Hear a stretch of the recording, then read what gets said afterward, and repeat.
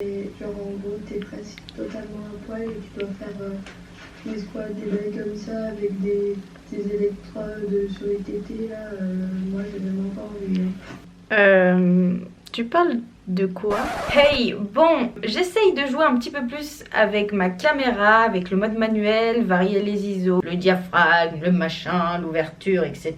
Bref, du coup c'est un peu compliqué. Je me tâte, on verra ce que ça donne au montage. Là sur le retour écran ça a l'air pas trop mal, mais bon bref, je verrai au montage. J'espère que ça va aller. Parenthèse faite, c'est parti pour la vidéo.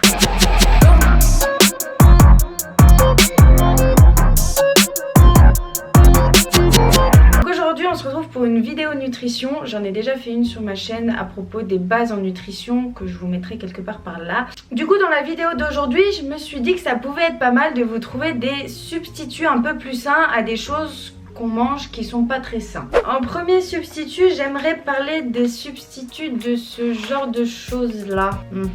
En fait je vais surtout vous partager des idées pour avoir des collations qui sont vachement meilleures que d'acheter des trucs industriels, donc des produits comme je viens de te montrer actuellement.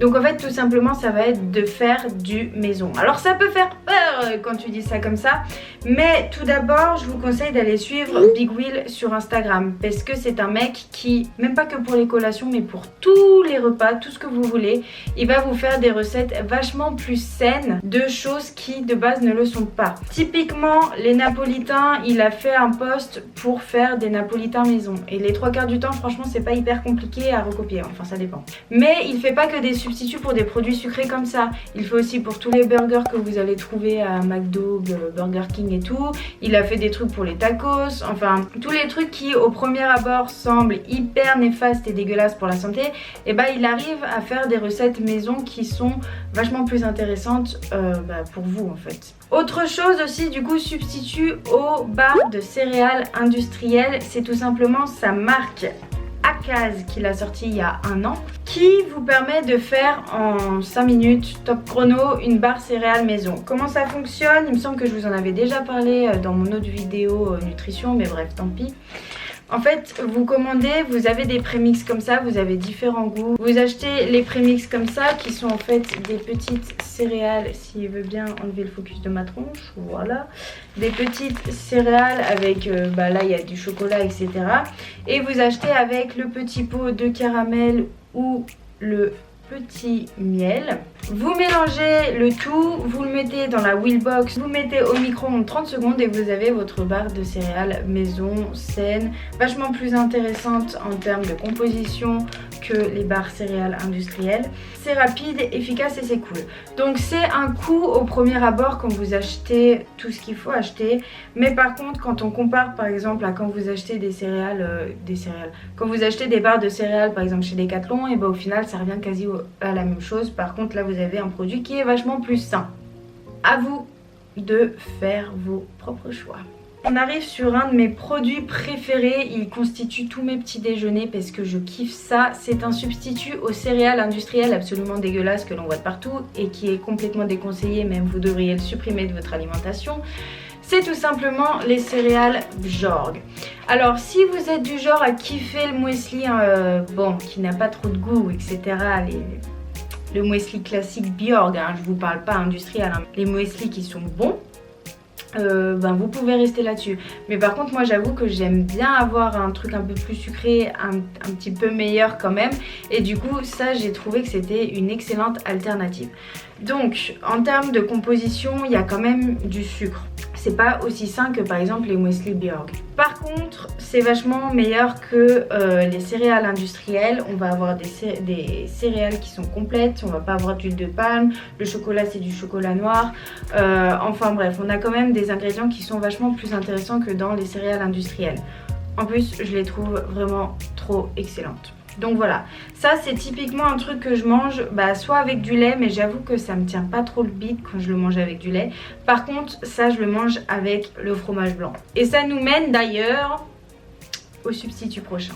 Le petit fromage blanc, donc ça c'est un substitut que vous pouvez prendre voilà, pour le petit déjeuner par exemple, ou pour vos yaourts, parce que les desserts qu'on achète en grande surface, encore une fois industriels, vous connaissez la chanson, c'est dégueulasse, c'est pas bon, ils mettent 3 tonnes de produits chimiques dedans. Le fromage blanc par contre c'est super bon, donc vous pouvez vous créer vos yaourts à vous entre guillemets.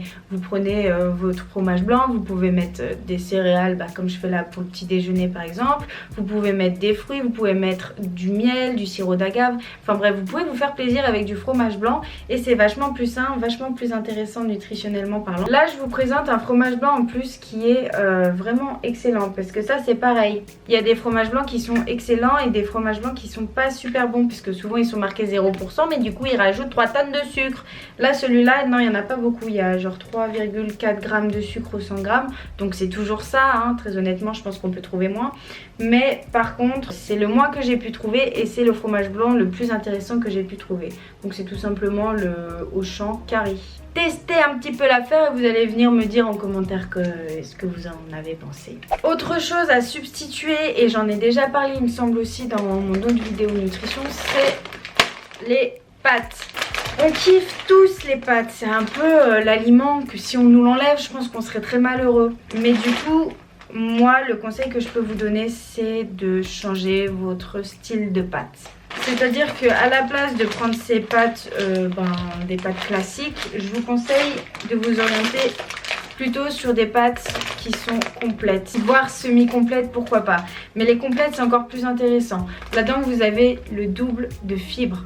Ça vous tient 2 fois plus à l'estomac, donc vous allez en manger 2 fois moins. Et ça c'est quelque chose pareil, c'est à rentrer dans la routine. Si vous achetez plus que des pâtes complètes à la place des pâtes comme ça, en fait ça va même pas vous déranger, vous allez même pas vous en rendre compte et vous allez bouffer que des bonnes pâtes. Donc c'est quand même bien. On a tendance à penser que les pâtes complètes sont vachement plus chères que les pâtes classiques. Elles sont plus chères que les pâtes classiques, mais très honnêtement ça reste raisonnable. Et je suis étudiante aussi hein, et pourtant je peux m'acheter des pâtes complètes, donc ça va. Vous pouvez aussi à la place des pâtes complètes ou des pâtes classiques varier un petit peu de style de pâtes, ce qui en plus c'est pas plus mal parce que comme ça vous variez votre alimentation et vous vous faites moins chier. Il existe tout un tas de pâtes différentes. Par exemple moi j'adore les pâtes au quinoa, les spaghettis, la verte au quinoa.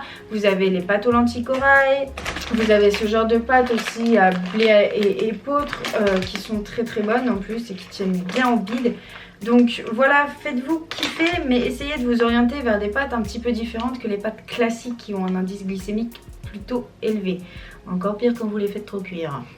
De manière générale, préférez les produits qui sont complets. Donc par exemple, à la place de prendre du pain de mie normal, prenez du pain de mie complet, même si le pain de mie ça fait pas rêver, c'est toujours meilleur. À la place du pain normal, prenez du pain complet. À la place de la farine normale, prenez de la farine complète. Bref, vous avez compris le principe. C'est vachement meilleur. Bon, un autre substitut, là c'est un substitut à la pâte à tartiner. Là ça va être plutôt en termes de composition qu'on va parler. Donc je sais pas ce que vous prenez comme pâte à tartiner, mais une qui est plutôt pas mal, c'est la nocciolata. Je pense que vous en avez déjà entendu parler, il y en a plusieurs sortes, donc la blanche est la moins bonne, hein, voilà. Moi là j'ai celle cacao et noisette, et franchement c'est une dinguerie. Putain, j'ai envie de me faire une tartine. Je vous le conseille tout simplement parce que la composition est quand même meilleure que la typique Nutella quoi. Bien sûr, par contre ça coûte plus cher. Voilà les quelques substituts que j'avais à vous présenter. C'est quelque chose qui est moi rentré dans mon quotidien. Disons que c'est des habitudes à prendre et que si vous substituez tous ces trucs déjà mauvais, que vous enlevez les yaourts, que vous enlevez les produits industriels aux 4 heures, etc., vous allez déjà voir une différence. Voilà! Et si vous avez besoin, je sais pas, d'une vidéo de comment je construis mes assiettes ou quoi, et n'hésitez pas à me le dire parce que moi je sais pas forcément ce que vous voulez voir en fait sur ce sujet là, et pourtant il y a beaucoup de choses à prendre et beaucoup de choses à voir. Ah oui! Et le prochain que je prends à me dire, je viens pas trop te poser de questions parce que j'ai peur de te faire chier, je me dis qu'il y en a plein qui doivent te poser des questions. Mais les gars, si je suis sur Instagram ou si je suis sur YouTube, c'est simplement parce que j'aime ça, c'est ma passion, j'ai envie de le partager avec vous. Donc si vous venez interagir avec moi, si vous venez me poser vos questions, c'est tout bénef, c'est tout là l'intérêt de mon travail sur les réseaux sociaux. Donc n'hésitez pas à venir me poser vos questions. Même si vous pensez que c'est stupide, il n'y a pas de questions stupides. Ce qui est stupide, c'est que vous restiez bloqué avec vos questions en tête. Venez me voir, venez me poser vos questions. Souvent c'est quand vous me posez des questions que du coup je me dis ah ouais, faudrait que j'en fasse une vidéo, faudrait que je parle de ci, faudrait que je parle de ça. Cette vidéo est maintenant terminée, donc à toi de lâcher le petit pouce en l'air si elle t'a plu, le petit abonnement si c'est pas déjà fait, un petit commentaire si ça te fait plaisir, et on se retrouve très bientôt dans une nouvelle vidéo. Bye bye.